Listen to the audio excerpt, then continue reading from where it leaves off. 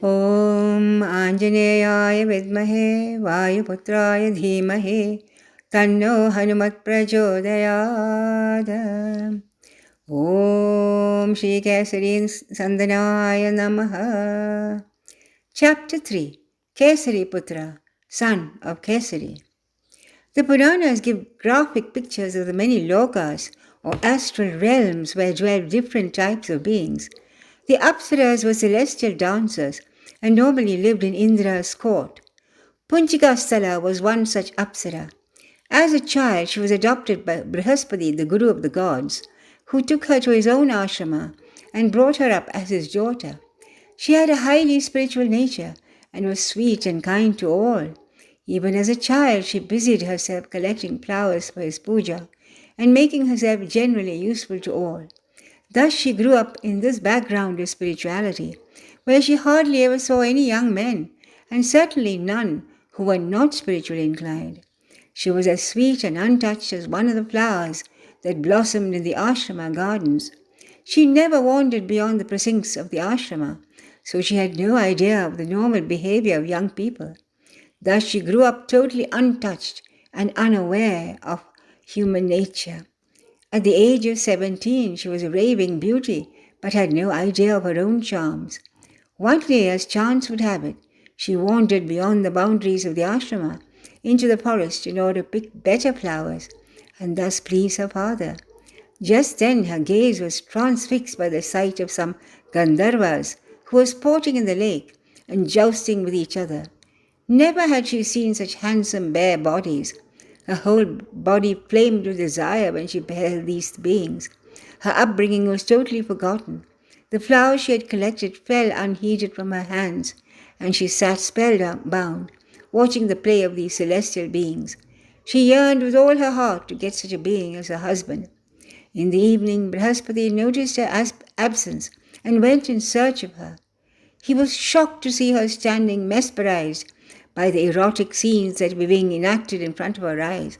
So absorbed was she that she was totally unaware of his arrival. "Punchikasthala," he thundered, "what are you staring at? Have you forgotten that you are an ashramite? These types of scenes should not be viewed by you. Come back, my child, and promise never to come to this place again, or else I might have to ask you to leave this ashrama." For the first time, she did not meekly agree with her father. In fact, she was even bold enough to retort, "What have I done that you should scold me so harshly? All I did was to gaze at these beings. They are so glorious to behold. I have never seen anyone like them." Brihaspati understood her feelings and gazed sadly at her. "My child," he said, "we are ashram dwellers.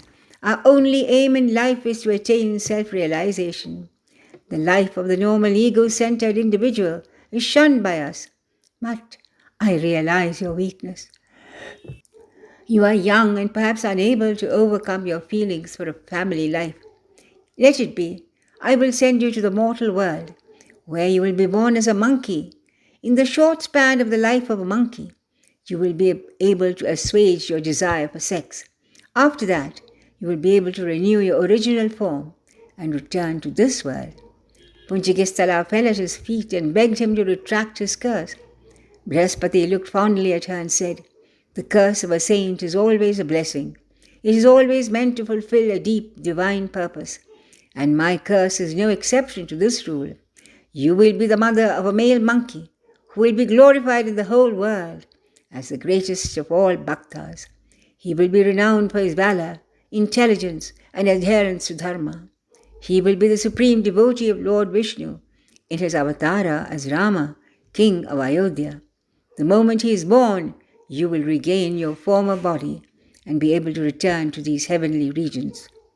Seeing her pleading look, he continued, "It is better for you to get rid of these lower desires now in the form of monkey, where they will be totally exhausted in the shortest possible time, and then return to this ashrama, where you can continue your former practices and gain liberation. You will be known as Anjana and will be able to assuage your thirst for sex with a handsome monkey of your choice. At the appointed time, when you are united with your husband, the wind god Vayu will deposit the seed of Lord Shiva in your womb, and thus you will have a baby with all the qualities of Lord Shiva, and the speed and strength of the wind god. Everything happened as the sage had predicted. Punchikasthala was born in a tribe of monkeys as the daughter of a chief called Kunjara. She was named Anjana. However, she remembered her past life perfectly and was not happy at leading the life of a normal monkey. As soon as she was able to, she left the tribe and penetrated deep into the forest. She wandered hungry and thirsty without finding anything to eat. At last she came upon a huge tree filled with luscious fruit.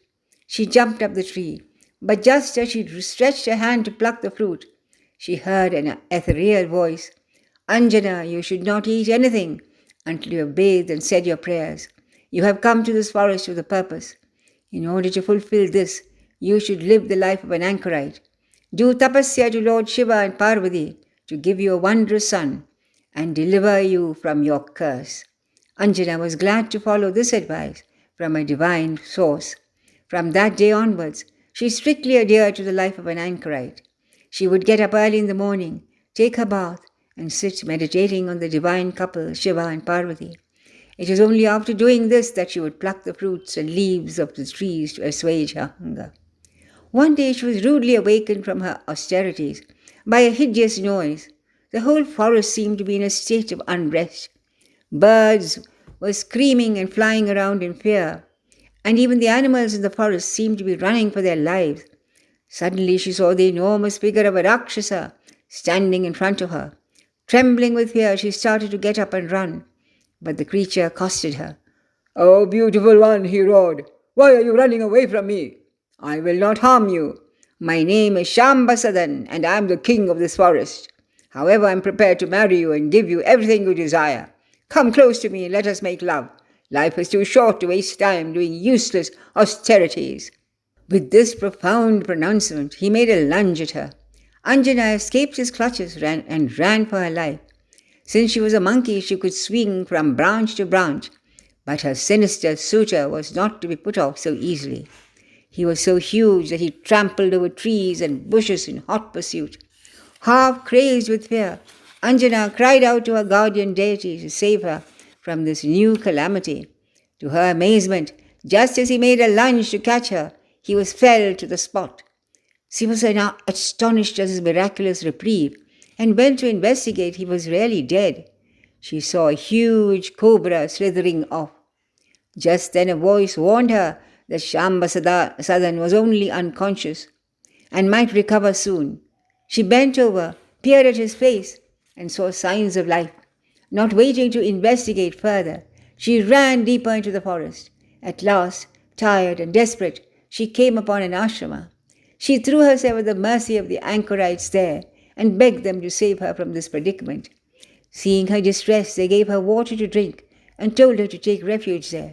When she mentioned the name Sambasadan, they quivered with fear and told her that he was a cruel Rakshasa who terrorized the whole forest. They could not practice their fire rituals without fear of his coming and despoiling everything.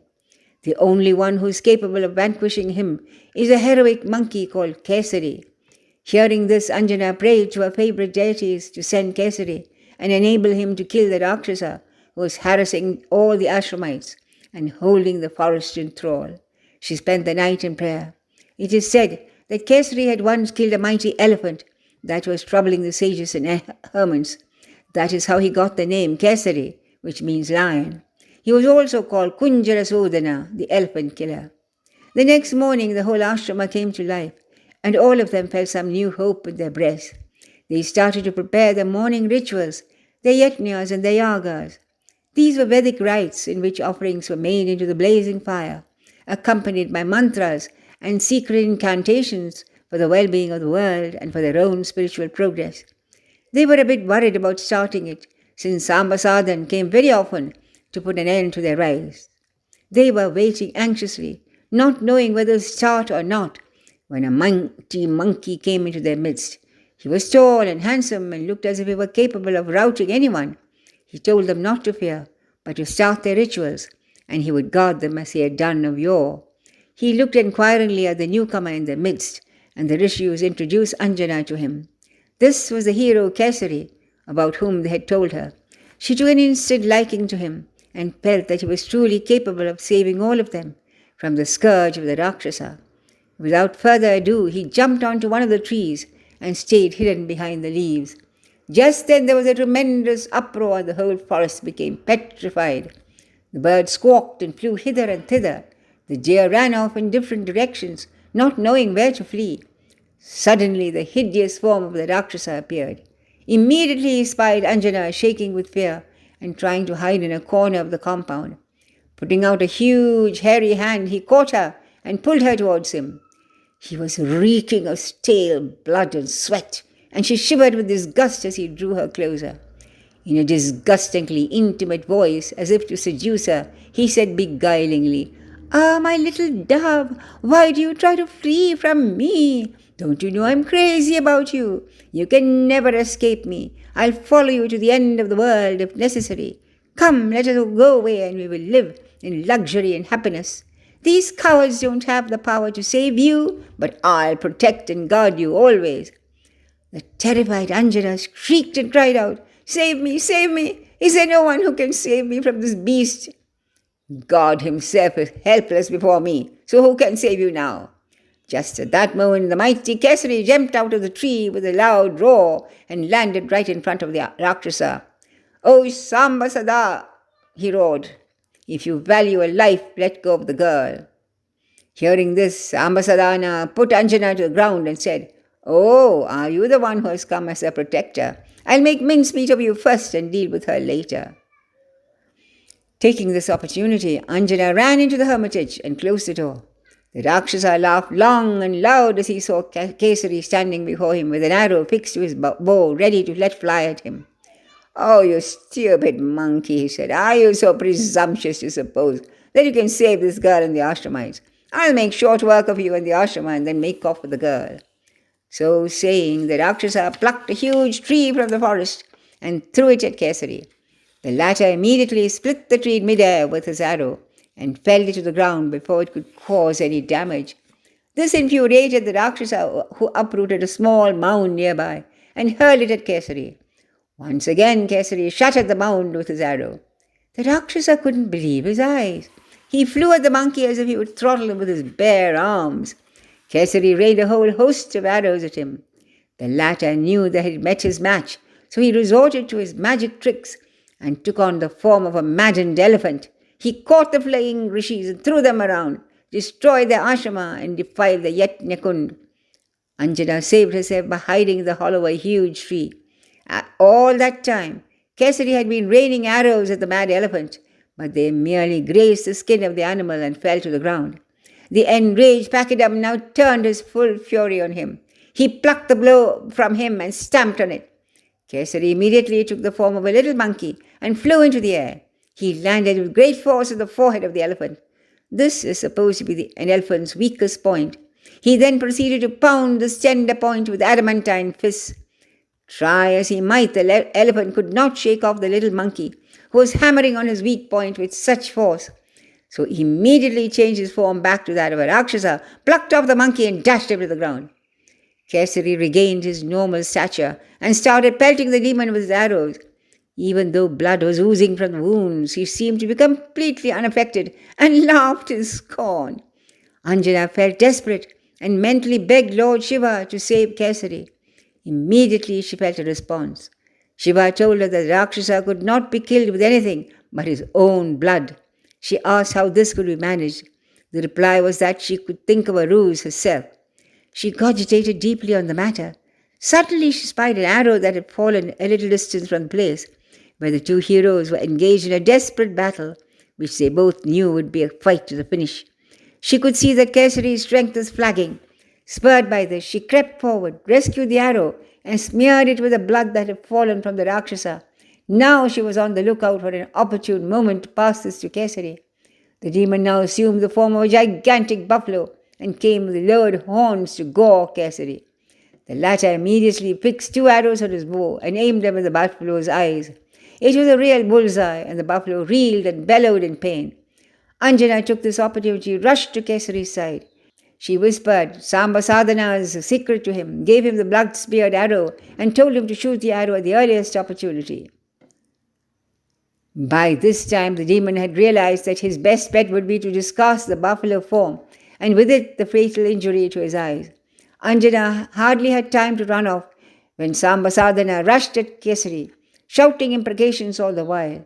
He raised his huge iron mace above his head and flourished it. "This will make an end of you once and for all, you puny little monkey," he shouted. Before he could hurl the fatal weapon, Kesari prayed to Lord Shiva and let fly the arrow that Anjana had given him. The arrow, poisoned with Sambasadhana's own blood, flew unerringly towards its mark and buried itself in the demon's heart. Sambasadhana gave a mighty roar and started reeling with pain. At last he fell with a tremendous thud that made the whole earth shudder. The relieved rishis now rushed out with shouts of joy and praised Kesari, thanking him for having rescued them from this constant pestilence. Once more they could conduct their rituals without fear of being molested by the demon. Kesari told them to thank Anjana, for she was the one who had disclosed the secret of the demon's weak point, and had he not been told of it, he would never have managed to kill him. The rishis now turned to Anjana and thanked her also. "How can we show our gratitude to you both?" the rishi asked. They discussed the matter among themselves and then came and spoke to Anjana. "My child, will you be prepared to do our bidding? It is something for your own good." Anjana promised to obey the rishis no matter what they said. The rishis then smilingly asked her, "Will you consent to marry Kesari?" Anjana bent her head shyly. They took this as a sign of consent. Kesari also professed his willingness to be happy at this alliance, and the wedding was conducted on a modest scale by the joyful ashramis. Om Shri Hanumantaya Namaha.